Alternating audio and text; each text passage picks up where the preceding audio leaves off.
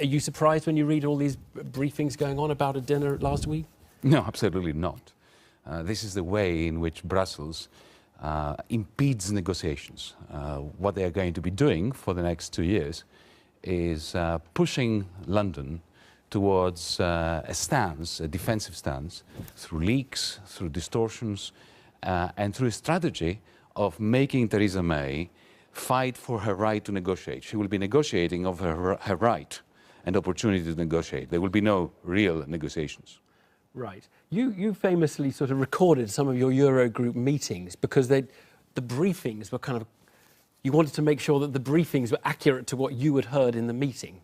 What's so strange about that? I had to report to Parliament. Yeah. I had to report to my Prime Minister, to my cabinet. I wasn't accusing you. I was saying, but no, were the briefings often distortions? This is even they were an distortions. issue. They were distortions. No, there were no briefings. There were no minutes. There were no the private briefings that go off to the press afterwards. But the main issue, as far as I was concerned, I was engaged in 10-hour-long negotiations. Then I would have to go to my Parliament and report what happened. And you know what? After 10 long, strenuous hours, the human mind slips and suddenly becomes a big haze. So not having minutes for this is the opposite of a democratic, transparent process. Do you think Brexit is going to work out for the UK? Because you were against it at the time of the referendum. Oh, I was against it, even though nobody can accuse me of being a lackey of Brussels. Yeah. My great concern for both the European Union and Britain is that our leaders, London and Brussels, are locked in a ranking of preferences which produces a bad outcome for everyone.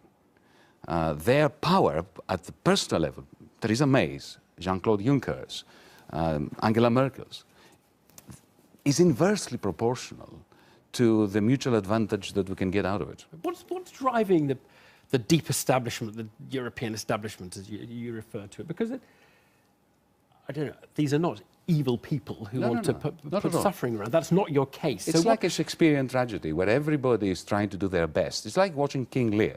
And you wonder, how can these smart people be so deluded, the characters in the tragedy? Playing their role and what they think they need to do in a situation. You've got to understand that Juncker and Merkel and the powers that be in Brussels, their greatest nightmare is a mutually advantageous agreement with Britain. Because this, in their mind, would encourage others to be uppity, to demand stuff, and possibly to get out of the EU. On the other hand, Theresa May is locked in this inanity of putting the end of freedom of movement above everything else, above the interests of British industry, of British agriculture, British universities. So this is a political coordination failure of an immense degree. Right. Politics these days, where are you on the Liberal establishment? Because the Liberal establishment is the much persecuted group at the moment. It's not had a great couple of years. Because in many respects, you're talking about the Liberal establishment and the deep establishment are the same thing, aren't they? They're what? Yes, they are. They are, to a very large extent.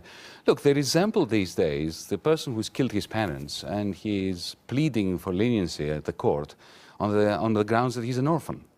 They have been extremely authoritarian, the way they dealt with us, right. The way that they're now dealing with Theresa May. They've been extremely authoritarian. They have been imposing loony economics. The idea that you take the largest loan in human history and give it to the most bankrupt state in Europe is loony economics. Yeah. So they've been doing all this, and then now that they are in retreat, they are complaining about the alternative facts, the distortions, the leaks, and the loony economics of the nationalist international. Who would you vote for in the British general election now? Oh, Jeremy Corbyn for sure. And I'm a leftist. You can't change your spots. Yeah, but you're a bit of a fan of Macron in France. But he comes out of the book quite well as someone who's able to think a little bit outside. Of my best friends and my opponents. In the case of Britain, for instance, I think that it's madness that the Labour Party, for instance, is putting up a candidate in places like Brighton against Caroline Lucas because of the sectarianism of the Progressive Front. I wish there was a nuanced progressive alliance in Britain so that we could all vote for it. But in France, you're absolutely right. Look, I'm a leftist. What did the left do in 2002 when Le Pen Senior was pitted against Jacques Chirac?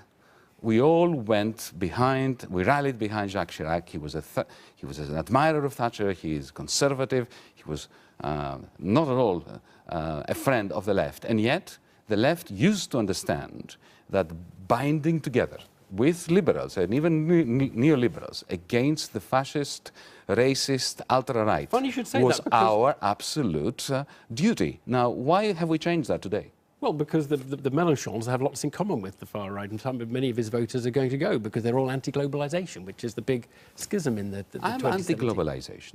I'm anti-neoliberal. But above all everything else, I'm anti-racist and anti-fascist. And we should see eye to eye, you know. By the way, Macron is infinitely better than Chirac was. Macron was the only minister that I met during my tenure who actually understood the problems of authoritarianism and loony economics in Europe and who actually tried to help Greece not be crushed. We need to leave it there. Yanis Varoufakis, Thank you very talking much. to you. Thanks.